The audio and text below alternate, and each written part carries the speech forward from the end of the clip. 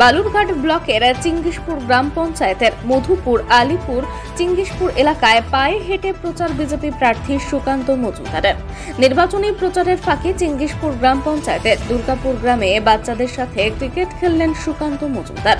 বিজেপির রাজ্য সভাপতি তথা বালুরঘাটের বিজেপি প্রার্থী সুকান্ত মজুমদার জানান, ছোটদের সাথে ক্রিকেট খেলে ছেলেবেলার স্মৃতি ফিরে এলো। ক্রিকেটের ময়দান হোক বা রাজনীতির ময়দান, ব্যাটসম্যান ভালো হলেই জয় নিশ্চিত।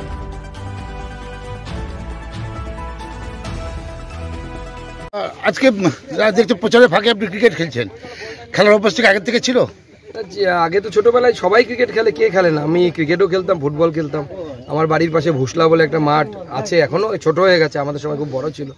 সেখানে আমি নিয়মিত যেতাম, স্কুল টুল হয়ে আসার পর তারপরে বিকেলবেলা করে চলে যেতাম সাইকেল নিয়ে। প্রতিদিন ফুটবল খেলা হতো, না ক্রিকেট খেলা হতো। শীতের সময় ক্রিকেট খেলতাম, গরমের সময় আমাদের ফুটবল খেলা হতো ওখানে। আজকে ছোট ছোট ছেলেদের সঙ্গে ক্রিকেট খেলা, এটা কি নির্বাচনী প্রচারের একটা অঙ্গ? অনেকদিন পর ছোটবেলার স্মৃতি ফিরে এলো।